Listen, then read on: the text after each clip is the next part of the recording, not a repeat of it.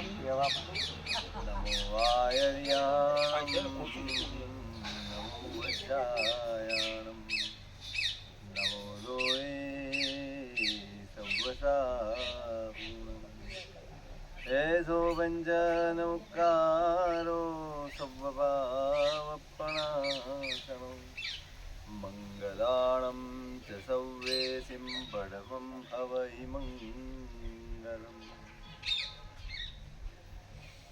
આસ્વાદ્ય યદ્વાક્યરસંભુગાનાં પીയൂષપાને બિભવેદૃણૈવ નમામિ तं વિશ્વજનીન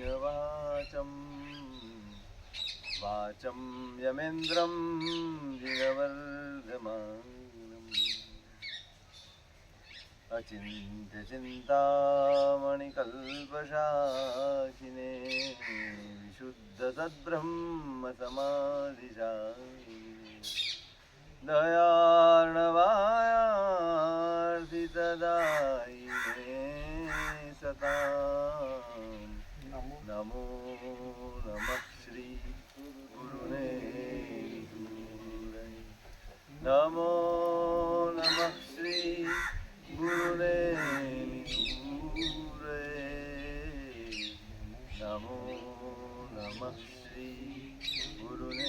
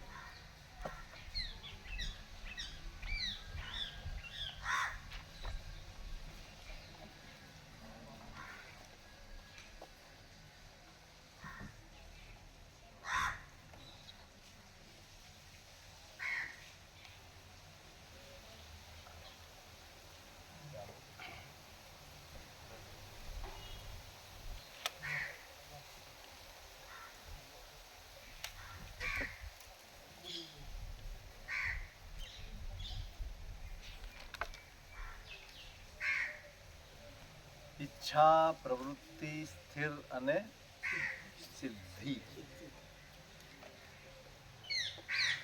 આપણે જે અનુષ્ઠાન કે આરાધના કરીએ છીએ એમાં સતત વિકાસ થવો,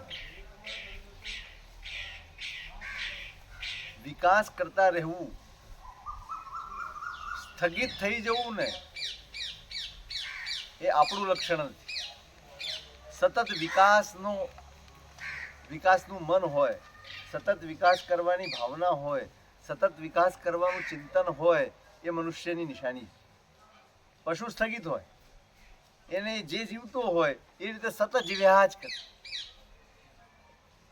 જે મળ્યું છે, જેવું મળ્યું છે એને સાચવીને બેસી રહેવું, એ ખોવાઈ ન જાય, એને નુકસાન ન થાય, એના વિચારોમાં જીવવું, આ પશુનું જીવન. પણ મનુષ્ય છે ને એ સતત વિકાસશીલ છે, એ સતત ડેવલપમેન્ટ ઈચ્છે છે, એ સતત પ્રગતિ ઈચ્છે છે. જે પણ મળ્યું હોય એને સવાયું કરવું, એને આગળ વધવું. આ અનુષ્ઠાનો પણ, આ આરાધનાઓ પણ આપણને મળી છે. માત્ર આરાધનાઓ મળી છે એવું નથી, પણ એ આરાધનાના વિકાસનો ક્રમ પણ આપણને મળે. તમે કઈ રીતે આગળ વધી શકો એનો રસ્તો પણ મળ્યો છે, અને આગળ વધ્યા છો તો તમે ક્યાં પહોંચ્યા છો એનો અંદાજ આવે એવા સાઇન બોર્ડ પણ આપણને મળ્યા. તમે વિચારો, આ એક 20 ગાથાનો ગ્રંથ છે, ખાલી 20 ગાથા. કેટલી વાતો, અને એમાં મૂળ રચયિતા હરિભદ્ર સુરી મહારાજ, એ મહાપુરુષ, અને એના ઉપર કોમેન્ટ્રી કરનારા, ટીકા રચનારા ઉપાધ્યાયજી મહારાજ. શું બાકી રહે? આમ લાગે જાણે ગાથા 20 છે પણ દરિયો છે. વારંવાર વારંવાર આ ગ્રંથો કેવા છે જેનું વારંવાર પરિશીલન કરવાનું અનિવાર્ય હોય ને એના જેવું. કેટલાક રોગો એવા છે જેની એકવાર દવા શરૂ કરીએ ને પછી જિંદગીભર લેવી. બીપી ડાયાબિટીસ આવડે જ આપણને ઈ હોય જ. તો એકવાર તમે શરૂ કરો, ડોક્ટર એમ કે હવે તમારાથી આ બંધ થશે, હવે તમે તપ નહીં કરી શકો, તમે આ નહીં કરી શકો, તમારે આમ નહીં થાય, આ બધી દવા લેવી જ પડશે. શરીરના આરોગ્ય માટે જેમ કેટલીક દવાઓ અનિવાર્ય છે ને એમ આપણા આત્માના આરોગ્ય માટે પણ કેટલીક દવાઓ અનિવાર્ય છે. કેટલોક સ્વાધ્યાય અનિવાર્ય છે. એ સ્વાધ્યાયમાંનો આ એક એવો સ્વાધ્યાય છે જે અનિવાર્ય છે, રોજ શ્રાવકે કરવો જોઈએ. શ્રાવકે મીન્સ દરેક આરાધકે કરવો. શ્રાવક નહીં, આરાધક. એ સાધુ પણ હોય, એ શ્રાવક પણ હોય. જેને પોતાનું સાધી લેવું છે, જેના હૈયે આત્માનું કલ્યાણ વસી ગયું છે ને એના માટે અનિવાર્ય છે. એને એના વગર ન ચાલે. સ્વાધ્યાય એક એટલો અદ્ભુત યોગ છે. ગાડી પાટા ઉપરથી ઉતરી જતી હોય ને તો વળી પાછી એ ગાડીને ઠેકાણે લાવી દે, એની ગતિને વ્યવસ્થિત કરી આપે એવો ઉત્તમ યોગ આ સ્વાધ્યાય. આપણે આ સ્વાધ્યાય કરવા જ ભેગા થઈએ છીએ, પણ એવું લાગે કે 6 મહિને જ ભેગા થાવ. એ 6 મહિના વચ્ચેનો જે ગાળો છે એ તમારો સ્વાધ્યાય વાળો કે સ્વાધ્યાય વગર? આ તો કે વરસ થઈ ગયું ને, તો કોઈએ તાલાવેલી ન દેખાડી, આમ મેસેજ ના વાંચ્યા અમે કે સાહેબ ક્યારે કરો છો શિબિર, હવે અમને બહુ ઈચ્છા થઈ ગઈ છે. તમે નક્કી કરી લેશો મનમાં, બધું જાતે જ નક્કી કરી લેવાનું. પૂછાય તો ખરું ને. તો સાહેબ શંકેશ્વરમાં નંબર ના લાગ્યો ચેતનભાઈને પૂછે ને, ચેતનભાઈ બધું પૂછે ને. એ બીજા ઉપર પાછું જો ચેતનભાઈ એમાં મને દરરોજ મળે. એટલે અહીંયા સ્વાધ્યાય કર્યો, હવે પાછું ફરીવાર જ્યારે ભેગા થઈએ ત્યાં સુધી શું આ બધું તમારા મનમાં ટકશે કેવી રીતે?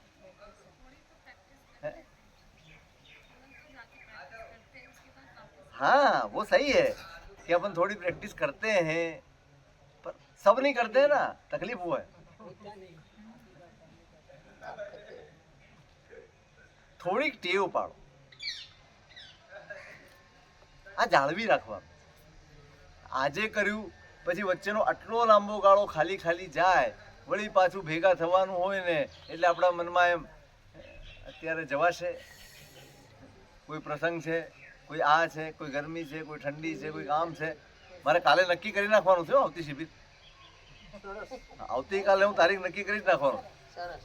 હા એટલે અહીંયા જ ખબર પડી જાય કેટલા આવવાના.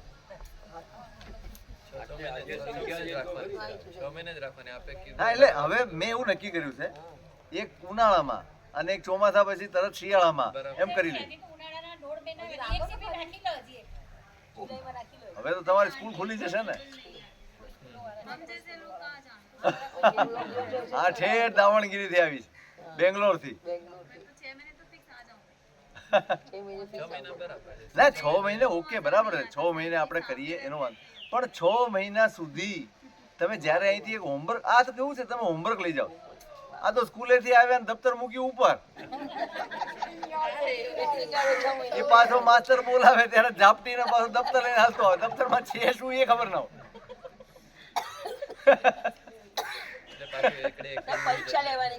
એટલે માસ્ટર બાપડો મહેનત કરે પણ વિદ્યાર્થી તો અમે બેઠા છે. આ નિશાળ જ ઊંધી છે. દરેક નિશાળમાં એવું હોય, માસ્ટર ભણાવીને નિરાશ કરે અને વિદ્યાર્થીઓ મહેનત કરે. આ નિશાળ જરા ઊંધી છે, માસ્ટર મહેનત કરે અને વિદ્યાર્થી નિરાશ કરે.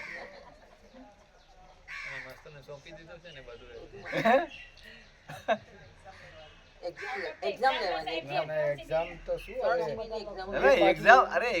મને તો એમ હતું, આ ગ્રુપ જયારે બનાવ્યું ને ત્યારે મેં એવું એટલા માટે કર્યું હતું. આમ કંઈ ગ્રુપ કરવાનું હતું, પણ કોઈને કંઈ પણ પ્રશ્ન હોય તો પૂછી શકે. આ હમણાં ચેતનભાઈ મને કહેતા હતા, સાહેબ આમાં કોઈ કાંઈ પૂછતું તો છે નહીં, ગમે તે સમાચાર મૂકી દે છે, ગમે ત્યાંથી લાવીને એમાં ઠોકી દે, આ ફલાણું આમ થઈ ગયું છે. અરે કંઈ મૂકવાનું નથી, આ ગ્રુપમાં કોઈએ કશું નથી મૂકવાનું. હા, તમને કોઈ પ્રશ્ન છે, તમે સ્વાધ્યાય કરો છો, તમે આરાધના કરો છો, તમે ક્રિયા કરો છો, આ બધા વિશે તમને કોઈ સમસ્યા હોય, પ્રશ્ન હોય, એ તમે ગ્રુપમાં મૂકી દો, તમને જવાબ મળી જશે. પણ આપણને પ્રશ્ન હોય જ નહીં ને. કોઈને પ્રશ્ન જ નથી. હવે એવું કરીએ, હું પ્રશ્ન મૂકીશ, તમારે જવાબ આપવાના. હા, એ બરાબર. હવે એવું કરીએ, બીજું શું થાય? હા હા, વही तो कह रहा हूँ. आपको मेहनत करना पड़ेगा. એટલે સ્વાધ્યાય આપણા માટે અનિવાર્ય અંગ છે. આપણે એની ઉપેક્ષા કેમ કરીએ છીએ? સ્વાધ્યાય વગર નથી જ ચાલવાનું. બરાબર યાદ રાખજો, પૂજા સેવા વગર એક હોય ચાલી જશે, કોઈ તપ આરાધના નહીં થાય તો ચાલી જશે, એનાથી તમારી ગાડી છે ને પટરીએથી નહીં ઉતરી જાય. પણ સ્વાધ્યાય નહીં હોય ને તો તમે તમારી ગાડીને, તમારા મનને, તમારા અધ્યવસાયોને, તમારા પરિણામને, તમારા ઉલ્લાસને તમે ટકાવી નહીં શકો, નહીં જ ટકાવી શકો.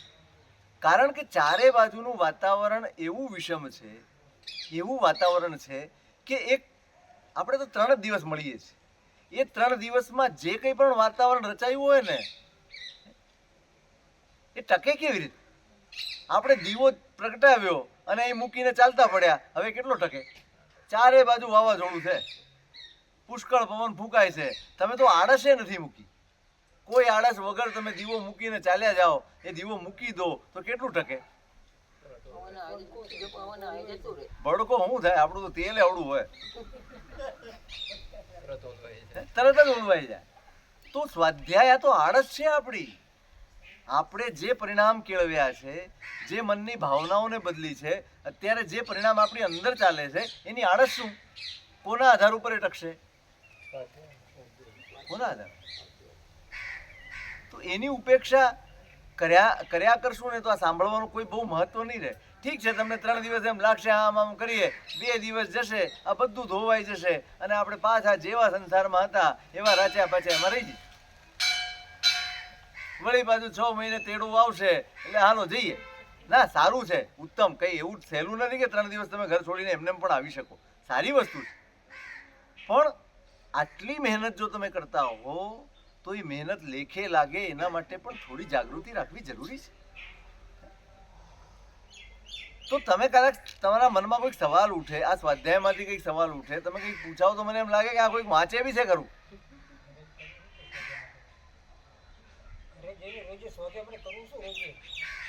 શું કરવું? સ્વાધ્યાયમાં શું કરવું? ઘરે જઈને ખાવા માટે શું કરો છો રોજ? દુકાન ખોલતા. અરે આ સાંભળો, આ વાંચો, તમે જે લખ્યું હોય એ વિચારો, જે કીધું હોય એની નોટ બનાવો તમે, અને પછી એનું પુનરાવર્તન કરો. અને તમે જે કરો છો એમાં કઈ ફેરફાર થયો કે પછી એમને એમ ચાલે છે એ વિચારો. તમે કરશો તો તમારા મનમાં 2 સવાલ આવશે, સાહેબ આ કરવા ગયા પણ આમ થયું, આમ ન થયું, આ ન ફાવ્યું, અથવા આ ન સમજાયું. કરશો તો ખબર પડશે કે શું સમજાયું ને શું ન સમજાયું. જો ગઈ વખતે બી કીધેલું કે તમે 10 મિનિટથી ધ્યાન ચાલુ કરો, કેટલાય કર્યું છે. ગઈ વખતે આપણે કીધું કે 10 મિનિટથી સ્ટાર્ટ કરો ધ્યાન કરવાનું. મેં નથી કર્યું એટલે મારાથી કહેવાય નહીં. પણ થોડાક સિન્સિયર બનો, થોડાક ગંભીર બનો, થોડાક મેચ્યોર બનવાની જરૂર છે કે નહીં ભાઈ આટલી મહેનત. હું એમ નથી કહેતો કે આ મારા સાહેબ આટલું કરે છે માટે મારે કરવાનું. તમે એ રીતે કરશો ને તો નહીં થાય. મારે કરવું છે માટે કરવાનું છે તો થશે. તમે ઇમોશનલી બહુ લાંબુ નહીં ટકી શકો. ભાવનાઓથી નથી જીવવાનું, સમજણપૂર્વક જીવવાનું. એટલે થોડોક સ્વાધ્યાયની ટેવ પણ. હા, આટલું બધું સરસ શ્રવણ છે, વાંચન છે, આટલું ઉત્તમ આપણને આવો ઉત્તમ ગ્રંથ મળ્યો છે, તો એના પરિશીલનથી વારંવાર સ્વાધ્યાય કરીને આપણી ક્રિયાઓને નિર્મળ કરી લેવાની આપણને તાલાવેલી હોવી જોઈએ. એટલું જાગવું જોઈએ, ભાઈ હવે આ રીતે કરવું છે. માર્ગ પણ આપે છે અને તમે આગળ ના મળે, વાંચી શકો તો વાંચો, મળે છે, આનો વિસ્તારે મળે છે, બધું જ મળે છે. વાંચતા હો તો ઘણું સારું, વાંચો. પણ માર્ગ પણ આપ્યો કે ભાઈ કઈ રીતે કરવાનું છે, અને તમે એના ઉપર ચાલો તો તમે કેટલો વિકાસ સાધ્યો છે, તમે કેટલા આગળ આવ્યા છો, તમે ક્યાં સુધી પહોંચ્યા છો, એના પણ સાઇનબોર્ડ તમને આપ્યા. બસ આના ટેકે ટેકે, આના આલંબને આલંબને તમે આગળ વધશો તો તમારો વિકાસ તમને પોતાને અનુભવાશે. એ કરવાની જરૂર. સ્થાન, વર્ણ, અર્થ, આલંબન, અનાલંબન, આનો પ્રયોગ કરવાનો. આમાં આવી જાઓ, ઈધર આ જાઓ, તમે બી આવી જાઓ. આ બાજુ આવી જાઓ સાહેબ.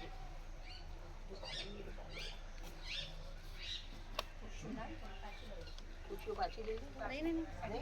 ના.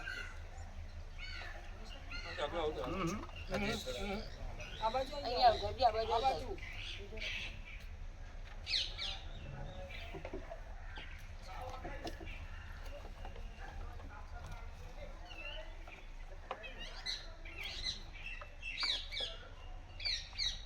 સ્થાન, વર્ણ, અર્થ, આલંબન, અનાલંબન, બસ આના આધાર ઉપર જ આપણે આપણી ક્રિયા કરવાની. આટલું તો આપણી ક્રિયામાં ઉમેરાવું જ જોઈએ. આવો એક આપણો સંકલ્પ. એની કેટેગરી કઈ છે? અહીંયા 4 તબક્કા બતાડ્યા છે.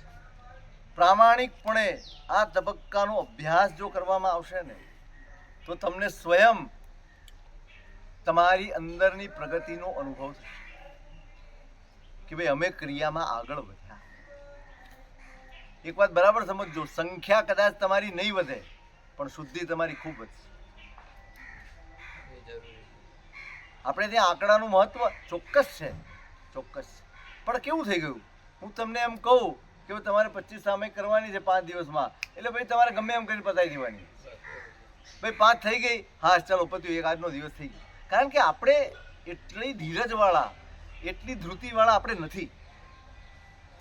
ઉલ્લાસમાં ને ઉલ્લાસમાં હા તો પાડી દઈએ છીએ, પણ જ્યારે ખરેખર કરવાનો વખત આવે ને ત્યારે આપણા મનના પરિણામો મંદ પડી જ જાય. એના બદલે ક્રિયાની સંખ્યા વધારવાને બદલે ક્રિયાની શુદ્ધિનો જો વિકાસ થશે ને તો તમારો ક્રિયાનો આનંદ ટકશે. પછી 1 ની બદલે 2 કરશો ને તો તમારો આનંદ બમણો થશે. આ તો 1 નું 2 કરવા જઈએ આનંદ અડધો થઈ જાય, ત્રીજી થાય તો એમાં 25% અને ચોથી થઈ ત્યાં તો પૂરું. પછી તો ક્યારે લે દેવ ચોખા મેલ મારો કેળો. એકલા એકલા કર્યા કરે. તમે જોજો 9-25 ની હોળીમાં સાથિયા કરવાનો ને 12 સાથિયા બહુ સરસ થાય.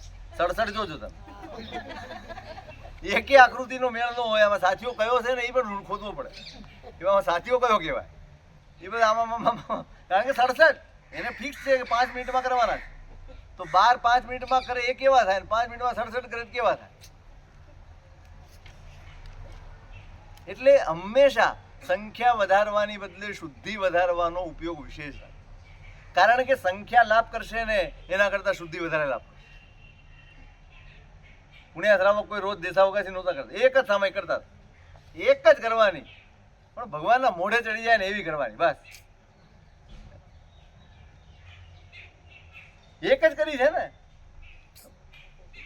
પણ આજ્ઞાપૂર્વકનો જો ઇક્કોવી નમુક્કારો જીણવર વસહસ્સ વદ્ધ માણસ સંસાર સાગરાઓ તારે નરમ બનાય. આજ્ઞાપૂર્વકનું તો એક નમસ્કાર પણ કાફી છે, અને આજ્ઞા વગર ગમે તેટલી 99 કરી નાખો ને તો કોઈ મેળ ખાવાનો. એટલે આપણે જે ફોકસ કરવાનું છે આપણી આરાધનાઓમાં, આપણી ક્રિયાઓમાં, આપણે આ બધાની દોડમાં નથી જોડાવું. બસ એક વાત સમજજો, જે બધા દોડે છે ને હું આટલું કરી લઉં, હું આ કરી લઉં, દેરાસરમાં હોય, ઉપાશ્રયમાં હોય, સમૂહમાં હોય, મંડળોમાં હોય, કમંડળોમાં હોય, જે બી હોય, જે બી હોય એમાં ક્યાંય હરીફાઈમાં તમારે ઉતરવાનું નથી. એક કોઈ સ્પર્ધાઓમાં તમારે ઉતરવાનું નથી. આપણે તો હવે એક જ લક્ષ્ય રાખવાનું, મારી જે કંઈ પણ ક્રિયા છે, જેટલી પણ હું કરી શકી રહ્યો છું એમાં શુદ્ધિનો ઉપયોગ રાખ. એમાં ભગવાનની આજ્ઞા મુજબ હું કેટલું કરી શકું છું એનો ઉદ્યમ મારે કરવા. કોઈ કહે છે આમ આમ કરીશ તો કેટલી વાર લાગશે, ભલે ભાઈ તું 2 કરી લે, તું જલ્દી મોક્ષે જજે, હું પાછળ આવીશ, વાંધો નહીં, મને લાઈનમાં ઊભા રહેવામાં કોઈ તકલીફ. હા, એટલે આસન, વર્ણ, અર્થ, આલંબન, અનાલંબન, અને આ કશું જ અઘરું નથી. તમે સાંભળ્યું, હવે આમાં શું અઘરું મને એમ કહો, તમારે એક મુદ્રા કરીને ઊભા રહેવાનું છે હાથ જોડીને, એમાં શું અઘરું છે?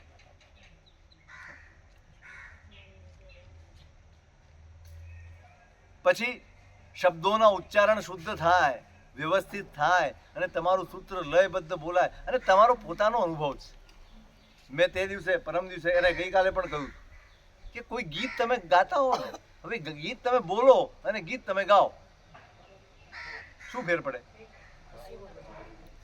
શેમાં ફરક પડે? ભાવમાં સાંભળો. કેટલો આ પેલું ક્યાંક સાંભળતા હો ને તો એનો દર્દ તમે મહેસૂસ કરો, એની વ્યથા તમને અનુભવાય, તમારી આંખો ભીની થાય, પણ એ જ ગીત તમારી સામે આવીને કોઈ બોલી જાય ઊભો રહીને તો શું થાય? રડવું આમાંય આવે પણ એમ થાય કે જાય તો સારું. હવે આપણો પોતાનો અનુભવ છે કે એના લયમાં, એના સૂરમાં, એના તાલમાં જો બોલાય તો એ ઠેઠ અંદર સ્પર્શ કરે છે. સ્તવનોમાં પણ એવું છે. તમે એક સ્તવન લઈને બોલતા હો અને કોઈ પણ વ્યક્તિ તમે જોજો દેરાસરમાં કોઈકનો કંઠ એટલો બધો મધુરો હોય અને સ્તવન ગાતો હોય ને તો આપણને એમ થાય કે ચેતવનમાં આપણે કાંઈ બોલવું નથી, બેઠા બેઠા બસ સાંભળતા રહીએ, સાંભળતા જ રહીએ, સાંભળતા જ રહીએ, એવું આપણને થાય અને આપણે સાંભળતા હોઈએ. કેટલું આપણને એકાગ્રતા એમાં આવે છે, આપણું મન એની સાથે તન્મય થઈ જાય છે.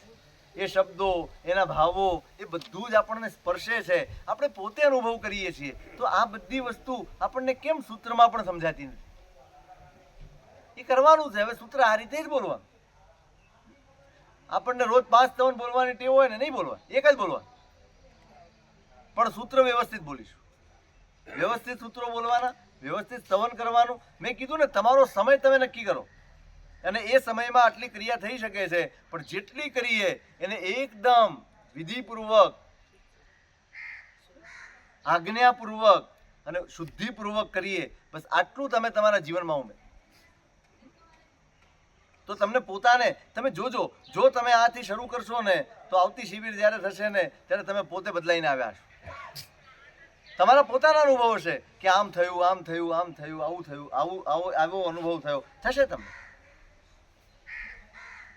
તો આમાં અઘરું કશું જ નથી. બસ શબ્દો ઉપર ધ્યાન આપણે આજ સુધી આપ્યું નથી ને એટલે મન અંદરથી ના ભટકવાનું વધારે કરશે. તમે જેમ ધ્યાન આપવાનું કરશો એમ મન વધારે ભટકશે. તમને એમ થાય કે હું અર્થમાં ધ્યાન રાખું તો અર્થની બદલે કંઈક બીજું જ અનર્થ મગજમાં આવી જશે. આવવા દેવાનું, ગભરાવાનું કંઈ જ નથી. આજે નહીં તો કાલે, કાલે નહીં તો પરમ દિવસે મહેનત કરતા કરતા કરતા કરતા એક દિવસ આ મનને ઠેકાણે બેસવું જ પડશે, સ્થિર થવું જ પડશે. હવે સર્કસવાળા સિંહને કંટ્રોલમાં કરી લેશે તો આપણે વળી કોણ? આપણે જો મહેનત કરીએ તો આપણું મન કંટ્રોલમાં ના આવે? આવે જ. સવારે કીધું એમ પહેલા સંકલ્પ કરો, ક્યાં કરવું? તો સ્થાન, વર્ણ, અર્થ, આલંબન, અનાલંબન એ પૂર્વકની જ મારી ક્રિયા હશે. પણ એ કેવી હશે? તો કમસે કમ અત્યારે આપણું સ્થાન એ છે આપણું ઈચ્છા યોગ વાળું. આ દરેક અનુષ્ઠાન કે આ દરેક વિધાન આપણું ઈચ્છા યોગ વાળું છે. મને ઈચ્છા છે. કેવી રીતે કરવાની ઈચ્છા છે? તો કે જે રીતે બતાડ્યું છે એ રીતે કરવાની ભાવના તીવ્ર હોય, પણ સંયોગ, સંઘયણ, શરીર બળ, મનોબળ, બહારની પરિસ્થિતિઓ એ બધી જ અનુકૂળ ના હોય ને તો કદાચ વિધિ વિધાનમાં થોડીક વિકલતા હોય, થોડીક અધૂરપ હોય, થોડીક ઉણપ હોય, એ બધું જ હોય. પણ મનમાં શું હોય? હું કરી રહ્યો છું તે અધૂરું છે, હજી મારે આમાં આગળ વધવાનું. આ ઈચ્છા. અને એમાં પણ કોઈ કરે છે, કોઈકે કર્યું છે, કોઈકે આવી આરાધના સાધી છે અને આ રીતે ક્રિયા કરે છે, એના વિશે સાંભળવા મળે, જાણવા મળે તો રોમાંચ, આનંદ થાય, એની અનુમોદના ચિત્તમાં ચાલતી હોય. આ ઈચ્છા યોગ સંપૂર્ણ થાય. ઈચ્છા એકલી નહીં, ઈચ્છા યોગ બનવી જોઈએ. યોગ ક્યારે બને? બસ આ ઉલ્લાસ. બે વસ્તુ છે, કરવાનો ભાવ છે, યથાશક્તિ કરે પણ છે, અને જેણે પણ કર્યું છે અથવા જે કરે છે એની વાતોમાં, એને જાણવામાં અને સમજવામાં અને સાંભળવામાં એને ખૂબ આનંદ આવે, ઉલ્લાસ આવે, હર્ષ આવે. હું ક્યારે આવું કરી શકીશ એવી ભાવના મળે. તો આ થઈ ગયું ઈચ્છા. એટલે આપણા આ આસન વગેરે એ ઈચ્છા યોગમય છે એટલા બનાવવાના. ઈચ્છા તો કરવી જ છે, આ શરૂઆત ઈચ્છાથી જ કરવી છે આપણે. પછી પ્રવૃત્તિ.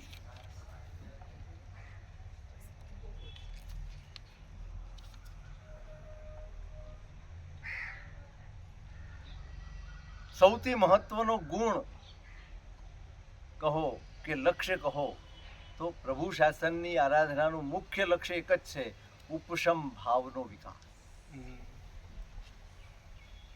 બધી જ આરાધના, બધી જ સાધના કોઈ પણ કક્ષાની હોય, સાવ પ્રારંભિક કક્ષાની સામાયિકની સાધના હોય કે સાવ ટોચની કક્ષાની ચારિત્રની આરાધના, દરેકનું છેવટનું ફળ ઉપશમ ભાવ છે, સમભાવ છે. આપણે ઉપશમને માત્ર કશાય સાથે, ક્રોધ સાથે જોડ્યો છે, ક્રોધનો ભાવ નહીં.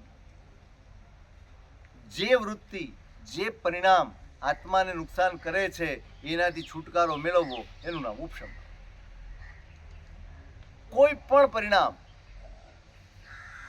રાગ અને દ્વેષથી ગ્રસિત હોય, આત્માને નુકસાન કરતા તો રાગ, મોહ, માયા, લાભ બધા બધું જ જે આત્માને નુકસાન કરે છે એ બધા જ પરિણામોને શાંત કરતા જવા. સંસારમાં રહ્યા પછી આ જે લોભ છે એ ધીરે ધીરે ધીરે એકદમ તો ઘટતો નથી સપોઝ, તો એના ઉપર સતત આપણે જાગૃતિ રાખવી પડે.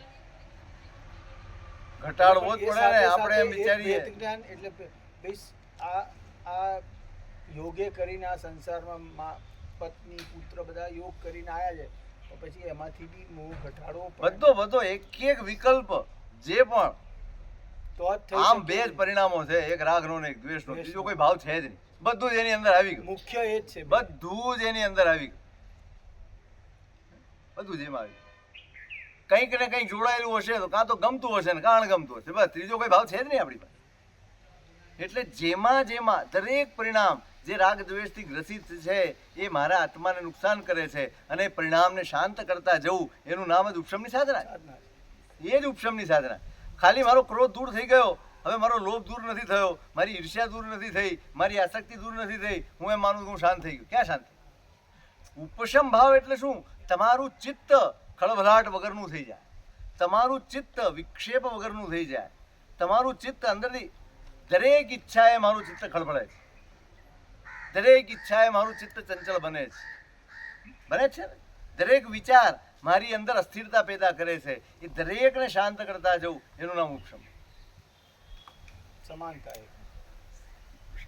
આ સવારે આપણે કીધું ને, આ કશું જ મારું નથી. ક્યારે સ્થિરતા આવશે? ક્યારે ઉપશમ ભાવ આવશે? આ ઉકલાટ કેમ છે? બધું મારું માનું. બધું મારું લાગે છે, અથવા જેને મેં મારું માન્યું છે એમાં જરાય આગુ પાછું ન થવું જોઈએ એની ચિંતા મને છે, માટે હું ડરતો રહું છું. અચાનક તમારે ઊભા થઈને જવું પડ્યું હોય ને બાથરૂમ, અને તમારો મોબાઈલ ત્યાં રહી ગયો ને તો બાથરૂમમાં જીવ ન રહે. કોઈ હાથમાં લેશે તો, કોઈ જોશે તો, કોઈ કંઈક કરશે તો. આ કોણે કર્યું? આ કોણે કર્યું?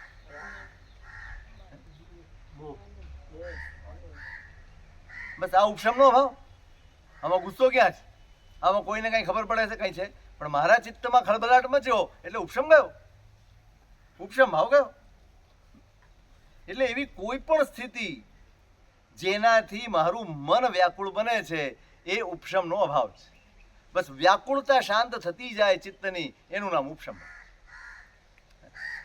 કોઈકને જોવા માટે વ્યાકુળ હોઈએ, કોઈકની વાત સાંભળવા માટે વ્યાકુળ હોઈએ, કોઈકને મળવા માટે આપણે વ્યાકુળ હોઈએ, આપણી વાત કોઈકને કહેવા માટે વ્યાકુળ હોઈએ, કોઈ આપણી વાત માને એ બાબત માટે આપણે અઢળક વાતો માટે વ્યાકુળ હોઈએ. 11 વાગે હું જમવા આવીશ અને 5 કલાક કોઈ કારણસર મોડું થઈ ગયું ત્યાં વ્યાકુળ. કઈ બાબત છે કે જે આપણને વ્યાકુળ નથી કરતી? અને બધી જ બાબતોને શાંત કરતા જવું આ ઉપશમની સાથે. એટલે અહીંયા પણ એ જ છે કે ભાઈ તમે આરાધના કરો તો એમાં તમારો પરિણામ ઉપશમનો ખાસ રાખવા. હવે હું ક્રિયા કરું છું અને ધારો કે તમે બેઠા છો, તમે માંડ આમ ખૂબ ભાવથી પાટલો સજાવીને બેઠા છો, કોઈ નીકળ્યો ધડ દઈને પગ લાગી ગયો. સાથીઓ ભલે વિખરાઈ જાય પણ મગજ નો વિખરાવજો.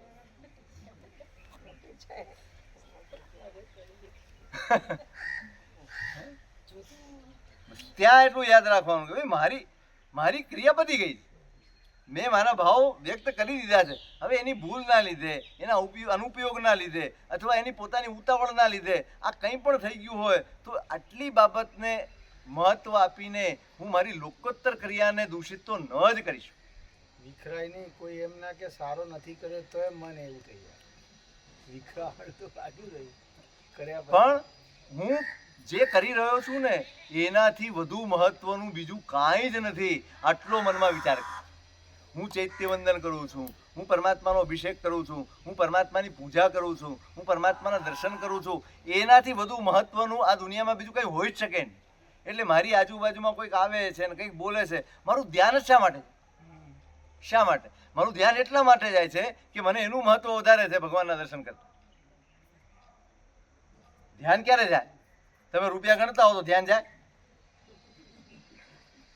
સાંજે હિસાબ મેળવવાનો હોય દુકાનનો અને તમે લઈને બેઠા હો આખો હિસાબ, તો કોઈ પણ આવે કે જાય તમારું ધ્યાન જાય નહીં. કારણ કે તમને ખબર છે કે આ અતિ મહત્વનું કામ છે અને આમાંથી જરાક ડિસ્ટર્બ થયું તો વળી પાછું એકડે એકથી બધું ગણવું પડે. મહત્વ સમજો. તમે જે આરાધના કરી રહ્યા છો, જે ક્રિયા કરી, જેની સામે કરી રહ્યા છો અને જેને ઉદ્દેશીને કરી રહ્યા છો, એનાથી શ્રેષ્ઠતમ બીજું દુનિયામાં કાંઈ જ નથી. અને આપણને મળેલો અવસર એ શ્રેષ્ઠ. ધન્ય તે રાત ને ધન્ય દીહા. ભગવાનના દર્શન મળે એ ક્ષણ ધન્ય હોય છે, એ સ્થિતિ ધન્ય હોય છે. હવે એના સિવાયનું બીજું કંઈ પણ આપણી આજુબાજુમાં આવી જાય, આપણે વિચલિત છે નથી, આપણે વ્યાકુળ છે નથી જઈએ, આપણે અંદરથી અકળામણ કેમ કરીએ? નહીં. એટલે ઉપશમ ભાવ તો આની સાથે જોડાયેલો જ રહેશે. અત્યારે શરૂઆતમાં સામાન્ય કક્ષાનો હોય, ઈચ્છા યોગનો જે હોય એમાં બહુ સામાન્ય કક્ષાનો ઉપશમ ભાવ હોય. પણ જ્યાં પ્રવૃત્તિ યોગ આવે ત્યાં તો દરેક ક્રિયામાં ઉપશમ ભાવ વધતો જાય. એ રીતે બધા જ યોગોનું પાલન કરવાનું. આ જ આસન, વર્ણ, અર્થ, આલંબન, આ બધા જ યોગોનું પાલન કેવી રીતે કરવાનું? તો કે ઉપશમ ભાવની વૃદ્ધિ થતી જાય તે રીતે સ્થાન વગેરે યોગોનું પાલન કરવા.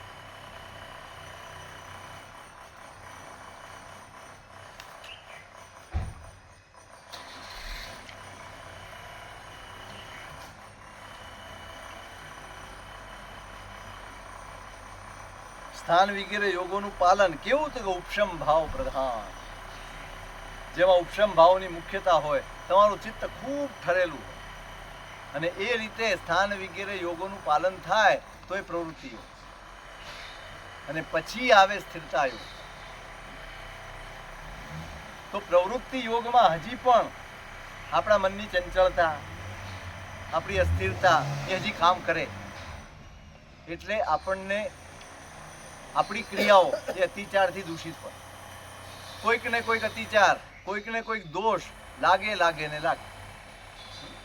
એટલે મનમાં વિકલ્પ ચાલે કે ભાઈ હું કરું છું શુદ્ધિ છે કે નહીં, કંઈ અતિચાર લાગી જશે તો, કોઈક દોષ લાગી જશે તો, આમ થશે તો. આ મનમાં એક ટેન્શન હોય. મેં સવારે કહ્યું હતું, ગાડી ચલાવવાનું શીખતા હો ત્યારે મનમાં ટેન્શન હોય, ક્યાંક બ્રેક નહીં લાગે તો, બરાબર નહીં લાગે તો, ક્યાંક ભટકાઈ જશે તો, આ ટેન્શન હોય. પણ ક્યાં સુધી? જ્યાં સુધી તમારો અભ્યાસ પરિપક્વ ન થાય. એમ આ ક્રિયાનો, આ બધા યોગોનું પાલનનો અભ્યાસ જેમ જેમ જેમ જેમ પરિપક્વ થતો જાય તેમ તેમ અતિચારની ચિંતા ધીમે ધીમે ધીમે ધીમે ધીમે ટળતી. અને એક વખત એવું આવે કે જ્યારે મનમાં અતિચાર લાગશે ને એવી દહેશત પણ ન હોય, એવી શંકા પણ ન હોય.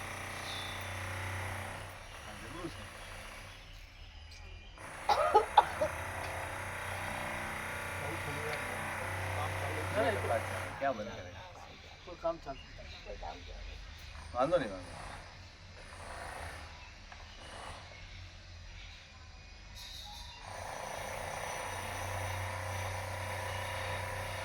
એટલે કોઈક સંકલ્પ વિકલ્પ દ્વારા, કોઈક બહારની પરિસ્થિતિ દ્વારા હવે એટલો પરિપક્વ થઈ જાય ક્રિયા કરતા કરતા કે બહાર કંઈ પણ ઘટના બને તો એના મનને વિચલિત ન કરે. એ વિચલન, એ મનની અસ્થિરતા એની ક્રિયાને મલિન ન બનાવે એટલો પરિપક્વ થઈ જાય. અને એ ચિંતા રહિત જે સેવન થાય બધા યોગોનું, એનું નામ છે સ્થિરતા યોગ. એટલે પેલું ઈચ્છા યોગ આવશે કે ભાઈ મારી ઈચ્છા છે, મારી ભાવના છે કે મારે ત્યાં સુધી પહોંચવું છે. આ ઈચ્છા યોગ છે. અને એમાં ઉત્તમ દેખાય એની અનુમોદના કરે, ઉત્તમ સાંભળવાની જિજ્ઞાસા રાખે અને સાંભળવા મળે તો રાજી. પછી એનો અભ્યાસ ચાલુ કરે એટલે ધીમે ધીમે ધીમે ધીમે એ પ્રવૃત્તિ સુધી પહોંચે, એટલે સ્થિરતા વધતી જાય, એ ક્રિયા શુદ્ધ કરતો થઈ જાય અને ઉપશમ ભાવ પણ વધતો જાય.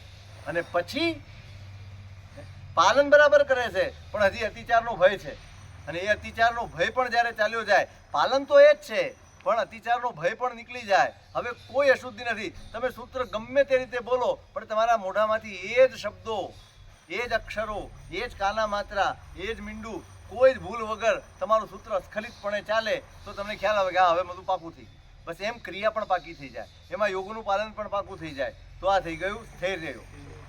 અને પછી ચોથું સિદ્ધિ યોગ.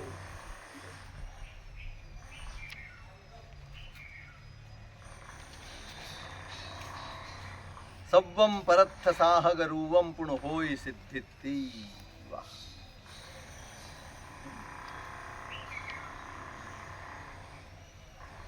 આરાધના કરતા કરતા કરતા આ રીતે વિધિપૂર્વક યોગોના સેવનપૂર્વક ક્રિયા કરતા કરતા કરતા એના ચિત્તમાં આ ઉપશમ ભાવ કહો, આ સ્થિરતા કહો, આ એકાગ્રતા કહો કે આ બહુમાન ભાવ કહો, આ એક કક્ષાએ પહોંચી જાય કે એની અંદર એ હદે પહોંચે કે એની અસર બીજાને પડે, એની અસર બીજાને પણ પહોંચે. એટલે જેનું સેવન થાય છે એ સ્થાન વગેરે જે યોગો છે એ ઉપશમ વિશેષ વગેરે ફળને ઉત્પન્ન કરે, પોતાની અંદરના ઉપશમ ભાવને સતત વિકાસ કરે. તમે જે ભાવને કેળવવાની મહેનત કરી છે એ ભાવનું ધીમે ધીમે ધીમે ધીમે ધીમે વિકાસ થાય. તમે જોજો જીવનમાં તમે જેમ જેમ શાંત થશો ને એમ એમ તમારી આજુબાજુનું વાતાવરણ શાંત થતું જશે. જેટલો ઉકલાટ આપણી અંદર હોય ને એટલો જ ઉકલાટ આજુબાજુમાં ચાલતો. આ પ્રતિફલન તમારી અંદર જે ચાલે છે ને એનું પ્રતિબિંબ બહાર પડે. તમે જેટલા શાંત રહો એટલું તમારું આજુબાજુનું વાતાવરણ શાંત થાય. તો આ બધા અનુષ્ઠાનોથી, આરાધનાથી ઉપશમ ભાવની પણ સાધના થઈ રહી છે. અને ઉપશમ ભાવ એટલો સ્થિર બને, એટલો સ્થિર બને કે એ પરાર્થ સાધક એટલે બીજામાં પણ તેવો ફળ ઉત્પન્ન કરી આપે. અહીં તો ક્યાં સુધી લખ્યું છે? સ્થાનાદિ સ્વસ્મિન ઉપશમ વિશેષાદિ ફલમ જનયદ એવ પરાર્થ સાધકમ સ્વસન્નિહિતાનામ સ્થાનાદિ યોગ શુદ્ધ ભાવવતામપી તત્તત સિદ્ધિ વિધાન દ્વારા પરગત સ્વસદૃશ ફલ સંપાદકમ પુનઃ સિદ્ધિર્ભવતી. જે પોતે ક્રિયા કરે છે, આરાધના કરે છે, સ્થાન વગેરે યોગોનું સેવન કરે છે, એની અંદરનો ઉપશમ ભાવ વધે તો બને જ, એ તો સિદ્ધિ છે જ. પણ જે લોકોમાં સ્થાન વગેરે યોગોની શુદ્ધિ નથી ને એના હૈયામાં પણ ઉપશમ ભાવ પેદા કરી આપે એ તાકાત આની ક્રિયામાં આવી, એના સાનિધ્યમાં આવી જાય. એટલે ઓરા જેવો બની જાય એમ. હા, સ્થાનાદિ યોગ અશુદ્ધિ શુદ્ધિ અભાવવતામ. જે માણસના સ્થાન વગેરે યોગોનું કોઈ ઠેકાણું જ નથી, જેની ક્રિયામાં કોઈ શુદ્ધિ નથી, એવો જીવ પણ એના સાનિધ્યમાં આવે તો એનું ચિત્ત શાંત થઈ જાય. એટલે આ બધા આવે ક્રિયા સિદ્ધિનું ફળ છે આ. તમારી ક્રિયા સિદ્ધ થઈ એનું ફળ શું? તમારે બોલવું ના પડે, તમારે કહેવું ના પડે, એ આવે ને ત્યાં જ તમે શાંત થઈ. એ ત્યાંથી પસાર થાય ને આ પરમાત્મા, આપણે પરમાત્માને વિશે છે ને હંમેશા ચમત્કારથી જોઈએ, પણ આપણે એ ભૂલી જઈએ છીએ કે ભગવાને આ સ્થિતિ પોતાના આત્મામાં પેદા કરી. નેમિનાથ ભગવાનનું સ્તવન આપણે બોલીએ છીએ ને, નિરખ્યો નેમિ જિનંદને હરિહંતા, એમાં આખું વર્ણન આવે. છઠ ઋતુ સમકાળે ફળે હરિહંતાજી, વૃક્ષ નમે સરાળ, આ બધું જ વર્ણન આવે. 6 ઋતુ એક સાથે ફળે છે, કાંટા ઊંધા થઈ જાય છે, 6 મહિનાના ભૂખ, રોગ, શોક, ઉપદ્રવો બધા જ પરમાત્મા ત્યાંથી નીકળે તો દૂર થઈ જાય છે. આ કોનો પ્રભાવ છે? કોનો? નહીં, પરમાત્માએ પોતાના આત્મામાં જે શુદ્ધિનો પ્રકર્ષ ઉત્પન્ન કર્યો છે ને એનો આ પ્રભાવ. પાતંજલ યોગ દર્શનમાં સૂત્રો છે, અહિંસા પ્રતિષ્ઠાયામ તત્સન્નિધૌ વેર ત્યાગ. જેના હૈયે, જેના ચિત્તમાં, જેના આત્માના પ્રદેશે પ્રદેશે અહિંસા પ્રતિષ્ઠિત થઈ ગઈ, એના સાનિધ્યમાં આવનારો હિંસક પ્રાણી પણ અહિંસક બની જાય. આપણે બોલીએ છીએ કે સમોસરણમાં સાપ ને નોળિયો બેસે, તો બેસે, એમાં નવાઈ જ નથી. કારણ કે પરમાત્માના રોમે રોમ, પરમાત્માના આત્માના પ્રદેશે પ્રદેશે એ કરુણાથી વાસિત પ્રદેશ છે, એ અહિંસાથી છલકતો પ્રદેશો છે. અને એના સાનિધ્યમાં આવશે તો એનું વેર ભૂલાવાનું જ છે. નિત્ય વેર હોય જેનામાં, કે જોઈને જ લડવાડ આવે, એવા જીવો પણ સાવ શાંત થઈને, સ્વસ્થ થઈને બાજુમાં બેઠા હોય અને એમના મનમાં વૈરનો એક વિકલ્પ પણ ઊભો ન થાય. આ કોનો પ્રભાવ? આ પરમાત્માના આત્મામાં થયેલી શુદ્ધિના પ્રકર્ષનો પ્રભાવ. અને એવું નહીં માનતા કે આ પરમાત્મા છે માટે થાય, આપણામાં પણ થઈ શકે. શુદ્ધિનો પ્રકર્ષ થવો જોઈએ. એટલે આબુવાળા શાંતિ સૂરી મહારાજ હતા, એમના માટે એવું કહેવાય, એ બેસતા તો હરણિયું બી આવે ને સિંહ બી આવે ને એમના ખોળામાં રમે. અહીં તો ઉંદર આવે ભાગી જઈએ જાવ. એ શું હતું?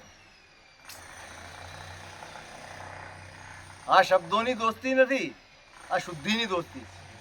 અંદર જેટલી શુદ્ધિ વધે એટલી બહારની મૈત્રી વધતી જાય. તમારા સાનિધ્યમાં આવે એટલે શાંત બની જ જાય.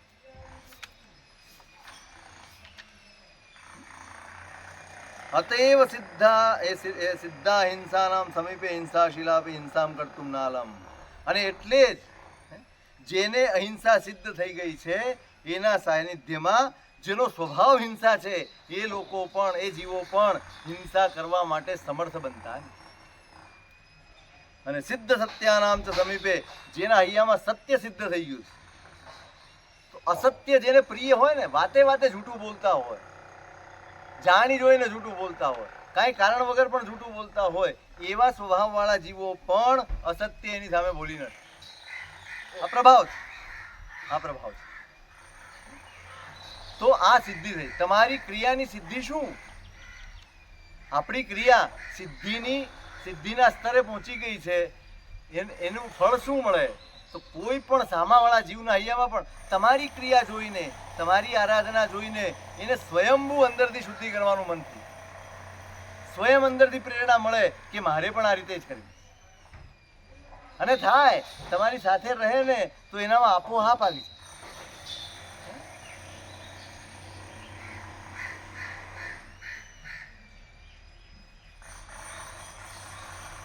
ખ્યાલ આવ્યો? એટલે પેલો ઈચ્છા યોગ રૂપ, સ્થાન વગેરેનું પાલન. ઈચ્છા યોગ રૂપ હોય, સ્થાન વગેરેનું પાલન પ્રવૃત્તિ યોગ રૂપ હોય, સ્થાન વગેરેનું પાલન સ્થિરતા યોગ રૂપ હોય, અને સ્થાન વગેરેનું પાલન સિદ્ધિ રૂપ.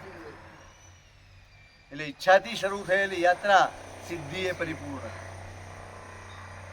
કોઈ પણ અનુષ્ઠાન હોય, નાનું મોટું કોઈ પણ, એને આ કક્ષાએ પહોંચાડી શકાય. પછી એટલે આપણે ત્યાં છે ને મહત્વ છે. તમે કોઈ પણ એક આરાધના પકડો, આપણે પુણ્યા શ્રાવકની વાત કરી કે કોઈની પણ વાત કરી, એને એક જ અનુષ્ઠાન પકડ્યું પણ એને સિદ્ધિની કક્ષા સુધી પહોંચાડ્યું. પુણ્યા શ્રાવકની સામાયિક એ સિદ્ધિ કક્ષાનું અનુષ્ઠાન. કેમ એની સામાયિકથી નરક તૂટી જાય? આટલું બળ ક્યાંથી આવ્યું? આરાધનાની તાકાત મને ફળ આપવાની છે, પણ મારી આરાધનાની તાકાત બીજાને પણ ફળ આપે. આ કેટલી મોટી સિદ્ધિ. અને આ એક દિવસમાં નથી બન્યું. આપણે માનીએ કે આજે નિયમ લીધો, આજે પુણ્ય શ્રાવક બેઠો અને આજે જ ભગવાનના હૈયે વસી ગયા. ના, એને પણ વર્ષો વિતાવ્યા હશે, એને પણ આરાધનામાં ચડ ઉતર આવી હશે, એને પણ ઘણી બધી બાધાઓ આવી હશે, પણ એ બધામાંથી પ્રયત્ન કરતા કરતા કરતા કરતા કરતા બસ એકને વળગી રહ્યા. બસ એકને વળગી. એ કોઈ પણ અનુષ્ઠાન તમને જે અનુકૂળ હોય, કરવાના બધા જ છે, જે અનુકૂળતા હોય, પણ એક અનુષ્ઠાન એવું પકડો કે જેમાં તમે તમારું બધું જ નીચોવી શકો, એવું એક અનુષ્ઠાન હોય.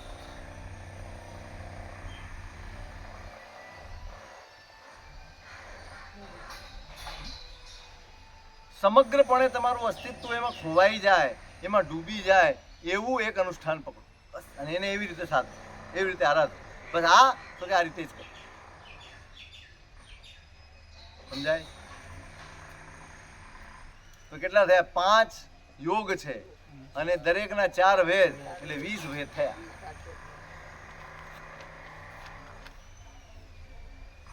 અમારા જેવા જીવોનું શું સાહેબ, કોઈ વસ્તુ સતત નિશ્ચિત સમયે નિશ્ચિત જગ્યાએ કરતા જ નથી. આ તમે જે કીધું ને બધું સ્થાન આવવાના, એક જાતના કપડાં એક જ સમયે કરવાનું, એ કરતા જ નથી. થોડા દિવસ કરે પાછું બદલે, કોઈ કે આમ કરો એટલે આમ કરે, આમ કરો એટલે આમ. બાહ્ય પરિસ્થિતિઓ, સંયોગો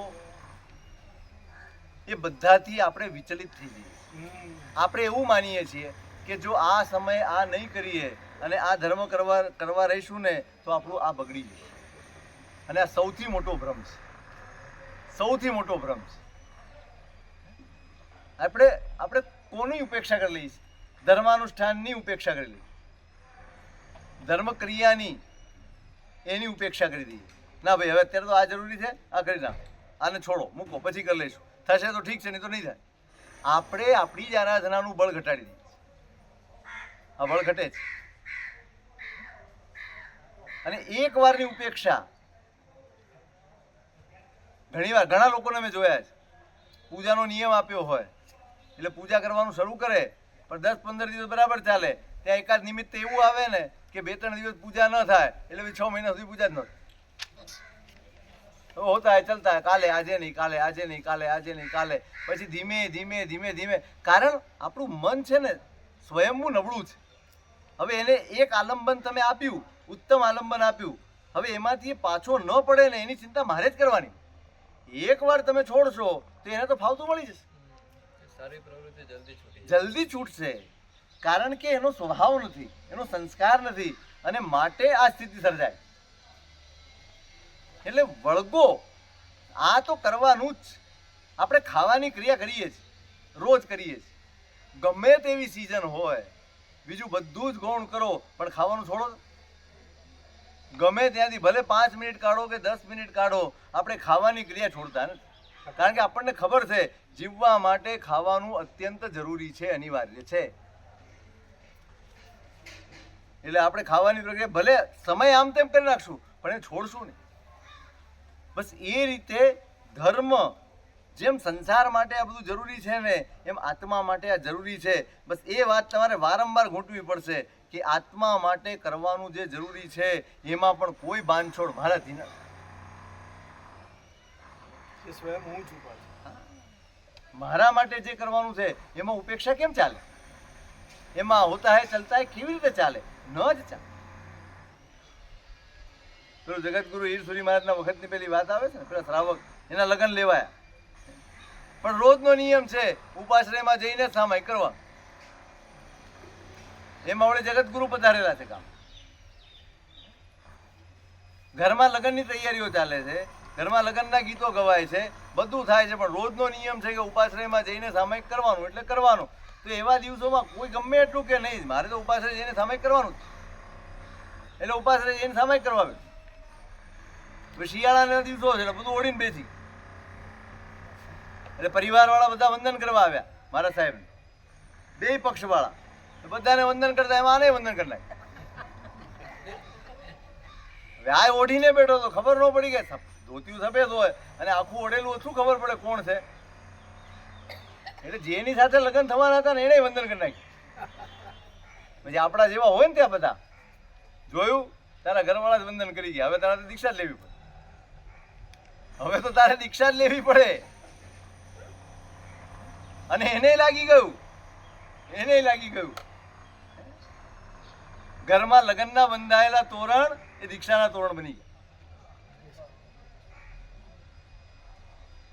ભાઈ તો દીક્ષા લીધી, 108 ચેલાના ગુરુ બન્યા. બચી ગયો એમ. કોણ બચી ગયા? તમે. એ બચી ગયા. એટલે આ નિષ્ઠા છે. પેતળશા મંત્રી તમે જુઓ, દર 14 ગુરુ ભગવંત જ્યાં હોય ને ત્યાં જઈને પ્રતિક્રમણ કરવા. અમુક કિલોમીટરમાં ગુરુ ભગવંતો હોય તો એમની નિશ્રામાં જ પ્રતિક્રમણ કરવાનું. આ નિયમ. ધર્મ દ્રઢતાથી જ ચિત્તમાં સ્થિર બને છે. ધર્મ સંકલ્પથી જ ચિત્તમાં, આત્મામાં સ્થિર બને છે. આપણે જેટલો સંકલ્પ ઢીલો એટલો ધર્મ પણ પોચો. એટલો ધર્મ પણ નબળો અને સંસ્કાર નહીં બને. સંસ્કાર બનાવવા હશે તો એને વળગી રહેવું. એટલે આપણે આપણા ધર્મને સંસ્કાર બનાવવાના છે. એટલે એની કક્ષાનો વિકાસ. હવે અત્યારે મારો ધર્મ, મારી આરાધના, મારી ક્રિયા ઈચ્છા યોગની છે, તો એનો અભ્યાસ વધારતા મારે પ્રવૃત્તિ યોગ સુધી પહોંચવું છે. એટલે સંપૂર્ણપણે એ આજ્ઞાના પાલન પૂર્વકની હું ક્રિયા કરી શકું ને એ કક્ષા. એટલે દરેકમાં ક્ષયોપશમની જરૂર પડે છે. કર્મનો ક્ષયોપશમ કરવો પડે. એટલે કર્મનો ક્ષયોપશમ જેમ જેમ વધતો જાય તેમ તેમ તમારા જીવનમાં ઈચ્છા, પ્રવૃત્તિ, સ્થિર અને સિદ્ધિ એ યોગોની પ્રાપ્તિ થાય. આરાધના કરશો અને કહ્યું છે એ પ્રમાણે કરશો તો ક્ષયોપશમ વધશે. ક્ષયોપશમ વધશે તો યોગ પણ વધશે. પણ મૂળ મુદ્દો એ છે કે ક્ષયોપશમ પેલો ક્યાંથી લાવવો? પહેલો જ ક્ષયોપશમ તો જોઈશે ને. ક્ષયોપશમ હશે તો ઈચ્છા યોગમાં જવાશે, અને ઈચ્છા યોગની આરાધના કરશું તો ક્ષયોપશમ વધશે. એ વાત સાચી છે, પણ પેલો ક્ષયોપશમ ક્યાંથી લાવવો? એના માટે શું જોઈએ? આપણે જેમ પંચસૂત્રની વાત કરી કે ભાઈ સંસારનો ઉચ્છેદ કરવો છે તો વાત સાચી છે, પણ શેનાથી થાય? તો કે શુદ્ધ ધર્મથી. તો પણ શુદ્ધ ધર્મ શેનાથી મળે? તો પાપ કર્મ ખપવા જોઈએ. તો એ શેનાથી મળે? તો કે તથા ભવ્યત્વનો પરિપાક થવો જોઈએ. તો એ શેનાથી થાય? તો એનો ઉપાય બતાવે. એ જેમ શૃંખલા છે એમ અહીંયા પણ શૃંખલા છે. કર્મનો ક્ષયોપશમ પ્રાપ્ત થયો હોય તો એને ઈચ્છાદી યોગોની પ્રાપ્તિ થાય. પણ એ ક્ષયોપશમ આવશે ક્યાંથી? અમે શું કરીએ તો અમારા કર્મના પણ એવા ક્ષયોપશમ થાય કે અમને પણ આ ઈચ્છા વગેરે યોગોની પ્રાપ્તિ થાય? એના સાધન આપ્યા છે: શ્રદ્ધા, પ્રીતિ, ધૃતિ અને ધારણા, અનુપ્રેક્ષા અને ધ્યાન. બહુ સરસ મજાનો વિષય. શ્રદ્ધા, પ્રીતિ, ધૃતિ, ધારણા, અનુપ્રેક્ષા અને ધ્યાન.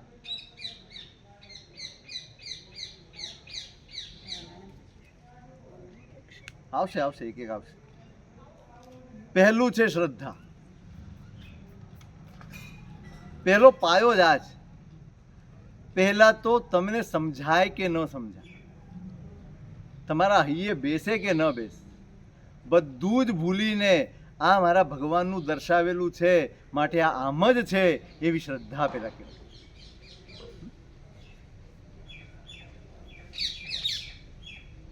શેના કારણો યોગના આ ક્ષયોપશમ થાય તો મને ઈચ્છા વગેરે યોગોની પ્રાપ્તિ થાય. તો એ ક્ષયોપશમ માટે મારે શું પ્રક્રિયા કરવી પડે? ક્ષયોપશમ પેદા કરવા. હે? તો પહેલાં તો મારે શ્રદ્ધા કેળવવાની. કારણ કે શ્રદ્ધા નહીં હોય તો કર્મનો ક્ષયોપશમ થશે કેવી રીતે? મને જેના વિશે શ્રદ્ધા જ નથી ત્યાં સુધી પહોંચવાનો ઉત્સાહ નહીં આવે, ત્યાં સુધી પહોંચવાની ઈચ્છા નહીં થાય, ત્યાંથી પહોંચવાનો કોઈ ઉપાય હું શોધીશ પણ નહીં, કારણ કે મને કોઈ એના ઉપર વિશ્વાસ જ નથી. એટલે સૌથી પહેલાં તો ભગવાનનું કહેલું છે, પરમાત્માનું ઉપદેશેલું છે, માટે એ સાચું જ છે અને એનું આ જ સ્વરૂપ છે એવી શ્રદ્ધા મારા મનમાં જાગવી છે. હું કરું છું, હું નથી કરતો, મને ગમે છે, મને નથી ગમતું, આ બધું જ બીજા નંબરે. સૌથી મહત્વનો મુદ્દો છે શ્રદ્ધા. બાળકને શું હોય? માના ઉપર શ્રદ્ધા. કેવી શ્રદ્ધા હોય? તમે જુઓ, સ્કૂટર ઉપર મા બાપ જતા હોય, હવે જગ્યા બે જ હોય, બાળકને તેડેલો હોય, એ માના ખભે માથું મૂકીને હુઈ જાય.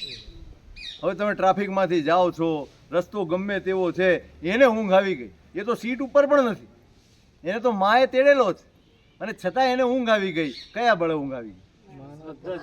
હું સુરક્ષિત હાથમાં છું, અહીંયા મારું કશું જ બગડવાનું નથી. તમે ભલે ને પ્લેનમાંથી ઊંધો લટકાવી દો, એને ભય નહીં લાગે, એને હાથ ઉપર વિશ્વાસ છે. પકડનાર કોણ? બસ પકડનાર કોણ? એમ મને જે અનુષ્ઠાન મળ્યા છે, મને જે ક્રિયા મળી છે, એ મારા કર્મનો ઉદય છે અથવા મારા મોહનો ઉદય છે કે મને આ બધું સમજાતું નથી, પણ મને શ્રદ્ધા તો છે જ કે આ સાચું, આ સાચું, આ યોગ સાચા છે. ભલે આજ સુધી હું સમજ્યો નથી, કદાચ સમજ્યો હોય તો મેં આચર્યું પણ નથી, આચર્યું હોય તો એમાં ઘણા ગોટાળા કર્યા છે, બધી જ વાત સાચી, પણ મારા મનમાં શ્રદ્ધા એ બરાબર છે કે નહીં, આ છે તો સાચું, મને સમજાતું નથી પણ સાચું. એટલે આ થઈ ગયો વિશ્વાસ. તો શ્રદ્ધા હશે તો ક્ષયોપશમની શરૂઆત. પછી પોતે યથાશક્તિ જે કંઈ પણ યોગનું સેવન કરે એના પ્રત્યેને મનમાં પ્રીતિ હોય, પ્રેમ હોય. કરવું તો પ્રેમથી. તમે એમ કહો ભાઈ રોટલીને શાક જમાડજે, પણ એમથી જમાડે. તમે 5 પકવાન જમાડો, જોઈએ જ કંઈ તારે આ લઈ લેજે આમાંથી. તમે મૂકો કોઈને આગળ થાળી, સજાવીને મૂકો, આ લઈ લેજે તારે જે જોઈએ, એ કોઈ હાથ નહીં નાખે, કોઈ હાથ નહીં નાખે. પ્રીતિ તો હોવી જ જોઈએ. એટલે તમે ઘણા અનુષ્ઠાન કરો છો કે નથી કરતા, ઓછું કરો છો કે નથી કરતા, અથવા સામાન્ય કંઈક કરો છો, પણ જે કરો એ પ્રીતિપૂર્વક કરો. કદાચ તમારાથી વિધિ ન સચવાતો હોય, કદાચ તમારાથી સમય ન સચવાતો હોય, પણ પ્રીતિ સચવાવી જોઈએ,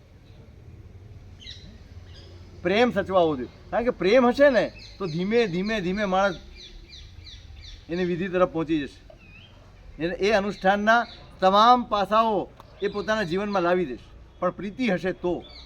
પ્રેમ જ નહીં હોય તો પછી એનો સમય સાચવવો જોઈએ, એનો વિધિ સચવાવવો જોઈએ, આ બધું કશું મગજમાં આવે જ નહીં. એટલે પ્રીતિ પહેલી શ્રદ્ધા હશે તો પ્રીતિ આવશે. યથાશક્તિ કરવાનું છે, પણ જે કરીએ એમાં પ્રીતિ. પછી આવે ધૃતિ.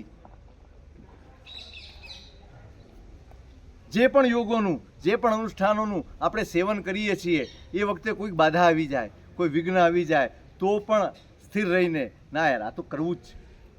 થોડોક શરીરમાં તકલીફ છે, વાંધો નથી, કોઈ સંયોગો એવા છે, વાંધો નથી, પણ કરવું છે. આ આવી ગઈ ધૃતિ, ધૈર્ય, ધૃતિ.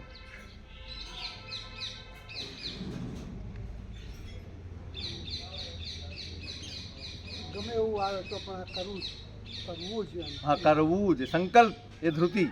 કે ના ભાઈ કોઈ બાધા આવી છે, હવે કંઈ નહીં, આજે નહીં કાલે કરશું તો ચાલશે, નહીં જ ચાલે. અડગ લેવાનું, અડગ. અને પછી વારંવાર એ યોગોનું સેવન થાય અને એના સંસ્કારો આપણામાં પડે, એનું નામ ધારણા.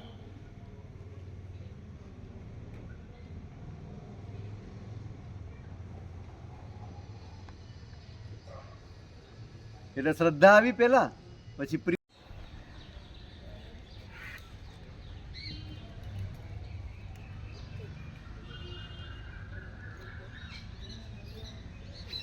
ચૂક થવાની. આપણે છદ્મસ્ત છીએ, અજ્ઞાની છીએ, એટલે ચૂક થવાની. ડરવાનું ભૂલતી નથી, પણ આપણે નિરંતર જે આરાધના કરીએ એ જો સાવધાનીપૂર્વક કરી હશે ને તો એ તમારા કોઈ પણ ભાવમાં તમને ખપમાં આવવાની. મેં કદાચ કાલે કહ્યું તમારું રક્ષણ કરશે આરાધના. એ પ્રકાશ બનીને તમારા જીવનમાં પ્રગટ થશે. આ ચંદ્રકૌશિકની વાર્તા હું એટલે કરી રહ્યો છું. આરાધ્યું છે ને ઉત્તમ કોટીનું આરાધ્યું છે, હૃદયથી આરાધ્યું છે, આત્માને જોડીને આરાધ્યું છે.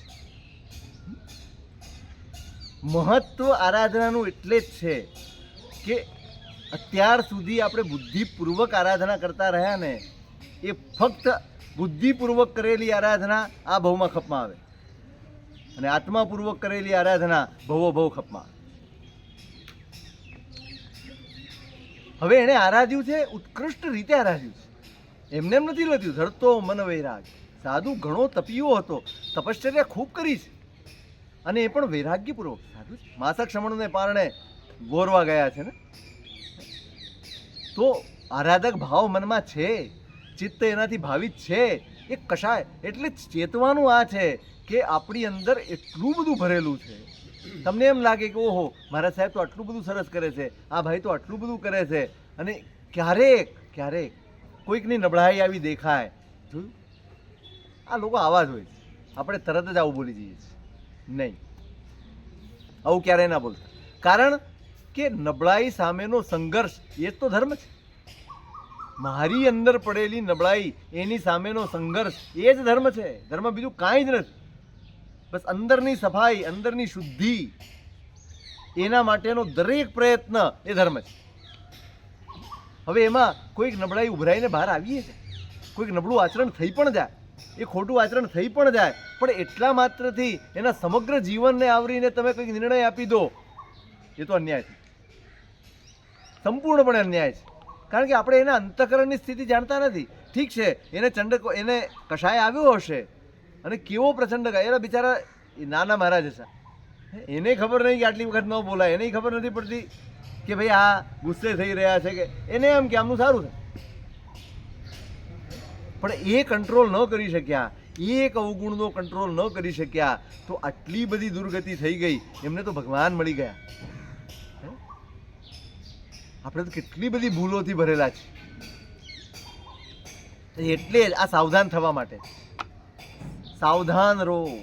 કયો અવગુણ, કયો દોષ, કઈ નબળાઈ ક્યારે ઉભરીને બહાર આવી જશે, અને આપણે તો સાવધાન જ નહીં હોય ને. આ તો સાવધાન હતા તોય પડ્યા. પ્રસન્નચંદ્ર સાવધાન જ હતા. સૂરજ સામુ દ્રષ્ટિ લગાય તો સાવધાન જ હતા, કાંઈ અસાવધ નહોતા. પણ જ્યારે એક અવગુણ હાવી થાય ને, તમારી સાવધાની એક તરફ રહી જાય. આટલા વર્ષોની સાધના, આટલા વર્ષોની જાગૃતિ, એ પણ એકાદ અવગુણથી ખસી જતી હોય તો જે આપણે બિલકુલ જ સાવધાન નથી રહેતા, એનું શું થશે? એટલે હું આ વસ્તુ ઉપર જોર આપું છું કે જે કરો છો ને, બસ એટલા વખત સુધી તમે સંકલ્પપૂર્વક કરો કે ના, આટલી વસ્તુને તો મારે દૂષિત નથી જ થવા દે. થોડું થોડું જમા કરવાનું છે. આપણે 24 કલાક આ ભાવમાં રહી શકશું અત્યારે સંભવ નથી, પણ એક 10 મિનિટ રહ્યા તો એટલો સંગ્રહ થશે અંદર, બીજી 5 મિનિટ રહ્યા તો એનો સંગ્રહ થશે, બીજી 2 ઘડી રહ્યા તો એનો સંગ્રહ થશે. શુભનો સંગ્રહ કરવાનો છે. આપણે અશુભનો જ સંગ્રહ કર્યો છે, નબળાઈનો જ સંગ્રહ કર્યો છે, નબળા ભાવોનો જ સંગ્રહ કર્યો છે. હવે સબળ પ્રબળ ભાવોનો, ઉત્તમ ભાવોનો સંગ્રહ કરવાનો, કારણ કે એ જ ખપમાં આવશે. એ જ ખપ. તો એ જે આરાધ્યું છે ઉત્તમ રીતે, એ અંદર પડ્યું, એ પડ્યું રહ્યું. ઉપર આ દોષના આવરણના લીધે ગતિ બગડી ગઈ, અને પ્રભુને એમ થયું કે આનો ઉપકાર કરવો જોઈએ. બધાયની ના ઉપરાંત ભગવાન ગયા. શબ્દ 3 જ બોલ્યા છે ભગવાન, બુજ્જ બુજ્જ. આમ જુઓ તો એક જ શબ્દ છે, બોધ પામ. બોધ પામવાનો અર્થ આટલો જ છે. તમે જોજો ભગવાનના જીવનમાં છે ને, જેટલી પણ ઘટનાઓ કે પ્રસંગો બન્યા છે ને, એમાં આવું જ બન્યું. જો મેઘકુમારમાં પણ આવું જ બન્યું. ભગવાન એને પૂર્વભાવ યાદ અપાવી દીધો, માણસ સ્થિર થઈ. ચંડ કૌશિકને જુઓ, એને પૂર્વભાવ યાદ આવ્યો, પોતે સ્થિર થઈ. આ સ્થિરતા, સ્થિરતા આવે ક્યાંથી? અંદરથી જાગે. આ હું આ હતો ને અહીંયા પહોંચી ગયો, આવો અપરાધ. બસ એક ક્ષણમાં એનું સમગ્ર અસ્તિત્વ બદલાઈ ગયું, સમગ્ર ધારા બદલાઈ ગઈ. જે આવરણ હતું એ ખસી ગયું, અને જે ભાવિત હતું ને એ ઉપર આવી. આવરણ ખસેડનારું મળશે, પણ તમારું ભાવિત નહીં હોય ને તો કંઈ ખપમાં નહીં આવે. ભાવિત કરી રાખો, ભલે ઉપર દોષોનું આવરણ આવી જાય, ચિંતા નહીં કરો. એ આવરણ ખસશે ને તો જો ભાવિત ચિત્ત હશે તો વળી પાછો માર્ગે ચડી જશે, વળી પાછો સન્માર્ગે ચડી જશે. અને એટલી જ વાર લાગી છે. ભગવાનના 3 શબ્દોએ કેવો ચમત્કાર, કેવો ચમત્કાર. બધું જ છોડીને પશ્ચાતાપ તમે જુઓ. આખા જંગલમાં એક ઝાડ પાનને પણ મેં બાકી નથી રાખ્યું. હવે અણસણ કરો, હવે અણસણ કરવું. મારી નજર પડે છે અને કોઈકનો જીવ જાય છે ને, હવે આ નજર ક્યાંય નહીં જાય. હવે માથું બિલમાં અને શરીર બહાર, એ રીતે મારે અણસણ કરવું. માનસિક રીતે તમે જુઓ, આરાધના અંદર પડી હશે ને તો તિર્યંચના ભાવમાં પણ આરાધનાનો ઉદય આપશે. અંદર પડી હશે તો આપણે અમૃત વેડફી રહ્યા છીએ. બરાબર યાદ રાખજો, અમૃત વેડફી રહ્યા છીએ. સંગ્રહ કરો આ અમૃતનો. આ સંગ્રહ કરવાનું સાધન આપ્યું છે કે તમારું પાત્ર, ચિત્તનું પાત્ર આવું બનાવશો ને તો એ અમૃત ટકશે એની અંદર. આપણે આપણી નાની નાની આકાંક્ષાઓમાં, નાના નાના વિકલ્પોમાં, નાની નાની ઈચ્છાઓમાં આપણે આરાધનાના અમૃતને ઢોળતા જ જઈએ. સંસાર માટે ઉપયોગ કરવો એની વેડફાટ જ છે ને, બીજું શું છે? જે સંસાર ક્યારેય આપણી ઈચ્છા પ્રમાણેનો થવાનો જ નથી, એના માટે ધર્મ વાપરવો એ ધર્મનો વેડફાટ છે કે સદુપયોગ છે?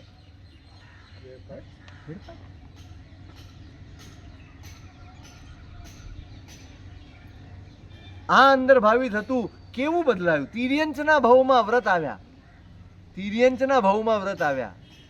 તિર્યંચના ચોક્કસ નિમિત્ત અસર કરે, પણ અંદર ઉપાદાન હોય તો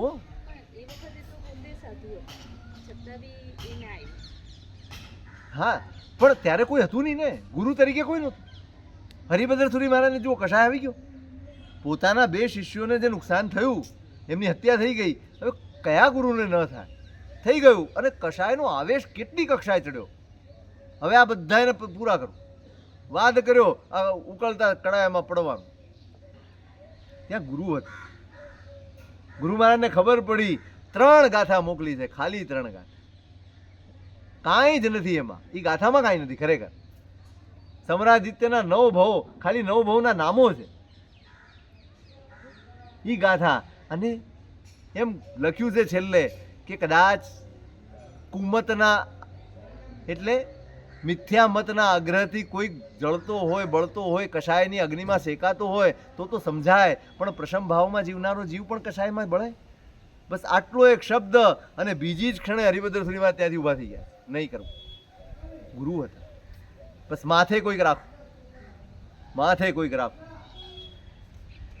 કોઈક આપણને અણીના સમયે ટોકી શકે ને એવો કોઈક જીવનમાં જોઈએ, અને એનું નામ જ ગુરુ છે. ત્યાં એને ગુરુ ના મળ્યા, એને રોકનારા ના મળ્યા, પોતે જ મોટા હતા એટલે એ કષાયના આવેશમાં પોતાનું બગાડી બેઠા. અહીંયા ભગવાન આવ્યા અને 3 જ શબ્દોમાં વ્રત જીવનમાં આવ્યા, ત્યાગ જીવનમાં આવ્યું, સંયમ જીવનમાં આવ્યો. બસ હવે આ રીતે રહેવું છે. અને ભગવાનની કરુણા તો જુઓ, આ જીવ હજી હમણાં જ ધર્મ પામ્યો છે, હજી હમણાં જ માર્ગસ્થ થયો છે. વળી પાછો કંઈક નિમિત્ત મળશે અને જો ભટકી જશે તો એને તો ખબર જ નથી. ભગવાન પોતે 15 દિવસ સુધી એની બાજુમાં ઉભા રહ્યા. 15 દિવસ સુધી આનું હિત ન. તમે જો તમારું હિત કરવા સંકલ્પબદ્ધ થાઓ ને તો પરમાત્મા તમારી પડખે આવીને ઉભા રહેવા તૈયાર છે. સંકલ્પ કરો કે મારે મારું હિત કરવું જ છે, હવે મારે મારું અહિત નથી થવા દેવું. આટલો તમે સંકલ્પ કરો અને ભગવાન તમારી પડખે હશે. સંકલ્પ કરવો જોઈએ. આણે સંકલ્પ કર્યો, ભગવાન 15 દિવસ ઉભા રહે. ક્યાં ગયો? 8મા સહસ્ત્રાર દેવલોકમાં. કેવી કષાયની પરિસ્થિતિ, કેવી કષાયની પરિણતિ. એક પાંદડું પણ એને લીલું નથી રહેવા દીધું. આ કક્ષાનો કષાય, અને જીવ કલ્યાણ થતી જાય.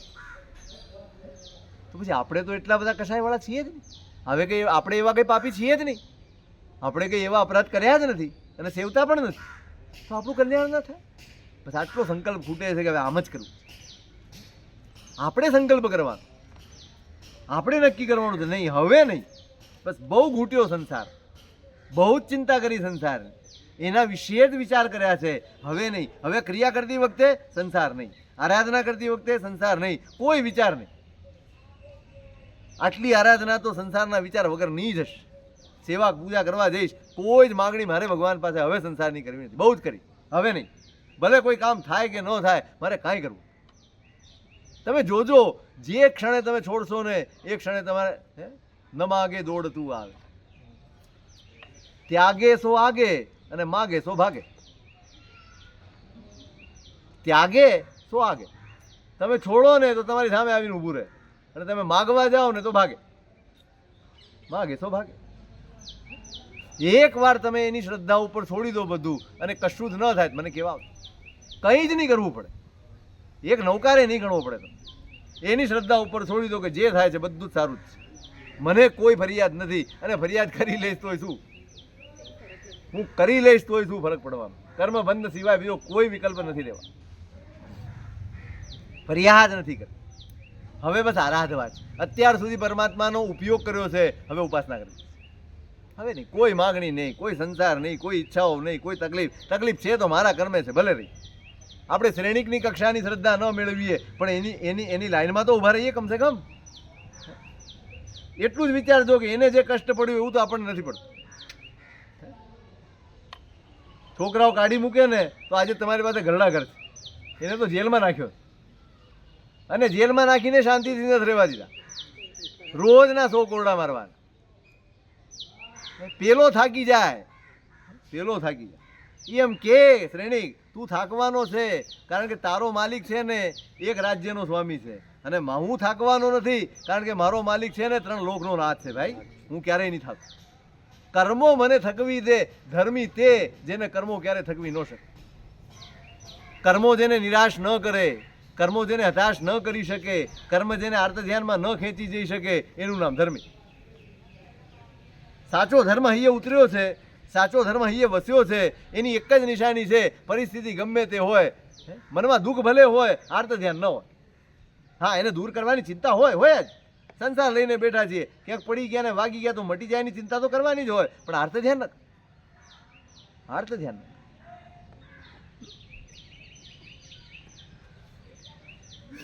તો આપણી આરાધનાને આ અમૃત ક્રિયા બનાવવા માટે આપણને અદ્ભુત આલંબનો આપ્યા, અદ્ભુત સાધનો આપ્યા છે.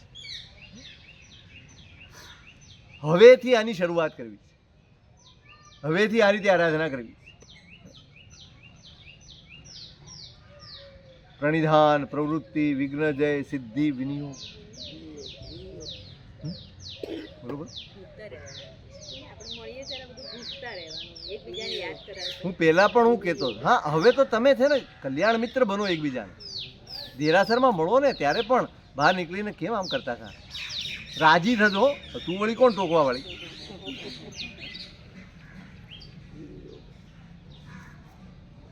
સામાયિકના મંડળો ઘણા હોય, પ્રતિક્રમણના પણ મંડળ ઘણા હોય, પણ આવા ટોકવા વાળા મંડળ બનાવવાની જરૂર છે. એકબીજાને ટોકે. બંધ થઈ જાય પછી. હે બધા આવતા આવતા બંધ થઈ હા, જાય. સમજણપૂર્વક ગયા હોય તો ન થાય, અને આવતો બંધ થઈ જાય સમજાવવાનું, હજી ભવિતવ્યતા પાકી નથી, ભલે રહ્યો. આપણે નિમિત્ત બનીએ ને સર. પણ એવાને ટોકવાના જ નહીં ને. આપણા મંડળમાં જો સામાયિક કોણ કરે? જે મંડળમાં હોય જ ને, એ સિવાય તો કોઈ કરે જ નહીં. એના જેવું જ ટોકાય કોને? જે મંડળમાં હોય ને. જે ન હોય ને ના ટોકાય, સીધી વાત. હા, તૈયારી કરી ભાઈ આપણી ભૂલ થશે તો આપણને ટોકવામાં આવશે, અને કોઈ કરશે તો આપણે વળી પાછો બદલો લઈ લઈશું. આપણે તો સરસ સરસ છે. સરસ સરસ. સુધારવાનો ભાવ ને બદલાના ભાવમાં ફરક છે. ના પણ કરજો, તમે જો સાવધાન હશો, તમે આનું હવે છે ને પુનરાવર્તન કરો, આ વસ્તુઓને ઘૂંટો, આ વસ્તુઓને વિચારો. આપણે તમે જુઓ, તમારા ઘરમાં કોઈ પ્રસંગ હોય ને, લગ્નનો હોય કે કોઈ પણ XYZ તપશ્ચર્યાનો કોઈ પણ, તો તમે પ્રસંગ કેવી રીતે કરવો ને એની તૈયારી કરો. અને એની પહેલી તૈયારી માનસિક હોય, પછી બધી બહારની તૈયારી. માનસિક તૈયારી હોય, બધો જ તમે વિચાર કરો, પછી એને તમે કાગળ ઉપર ઉતારો અને પછી એને અમલ કરો. એમ હવે અત્યાર સુધી શું થયું શું ન થયું, હવે એના અફસોસમાં સમય કાઢવાની જરૂર નથી.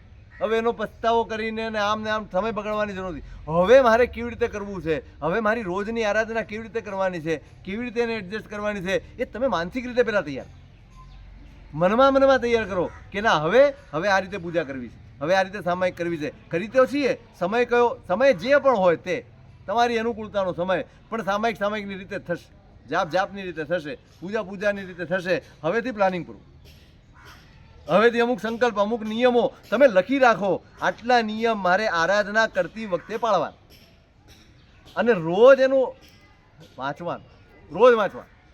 તો તમને સતત તમારા મનમાં એ સંસ્કાર પડશે, છાપ પડશે કે આ કરવાનું છે, આ કરવાનું. હવે એકનું એક શું વાંચવાનું? નહીં વાંચવાનું, લખાઈ દઉં, લખાવી દઈશું. ભૂલી જઈશું. પણ રોજ એનું પુનરાવર્તન કરવાનું, એનું પરિશીલન કરવાનું, વિચાર કરવાનો. અને તમને તમારા જીવનમાં ફાયદો દેખાય, 100% દેખાય. તમારી આરાધના તમારા જીવનમાં ઉલ્લાસ પ્રેરશે, આનંદ પ્રેરશે. તમને એમ થશે અંદરથી કે ના ખરેખર હવે ધર્મ કર્યો, હવે ઉપયોગ રાખવાનો કે ભાઈ આ સમજાવ્યું છે એ રીતે. હવે પ્રણિધાનપૂર્વક, સંકલ્પપૂર્વક. કેવું પ્રણિધાન હોય, મચી જ પડવાનું છે, મારે કરવું જ છે. મારું મન નથી લાગતું. ઘણીવાર આપણી ફરિયાદ હોય છે, સાહેબ ભણવું છે પણ મન નથી લાગતું. મન લાગે કે ન લાગે, એક વાત બરાબર સમજજો, મન નથી લાગતું ને શેની નિશાની છે? મારા અંદર અંતરાય પડેલો છે એની નિશાની છે કે મન નથી લાગતું. મારા મોહનીય કર્મ પ્રબળ છે કે મને મન નથી લાગતું. હવે એને તોડવાનો ઉપાય શું? ઉપવાસ કરશો, આયંબિલ કરશો, એકાસના કરશો? નહીં. જે નથી ગમતું ને કરો. ભણવું નથી ગમતું, ભણો. તપશ્ચર્યા નથી ગમતી, કરો. માળા નથી ગમતી, કરો.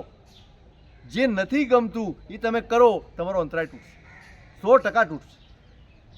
બસ બહુમાન કેળો, કંટાળીને અકળાઈને નહીં, બહુમાનપૂર્વક આ છે સર્વોત્તમ, પણ મારા કર્મો નબળા છે કે મને ખોલીને બેસવું ગમતું નથી, મને ભણવું ગમતું નથી, મને ગોખવું ગમતું નથી, હું બહાના કાઢું છું. હવે આ ઉંમરે ગોખીને શું કરીશ?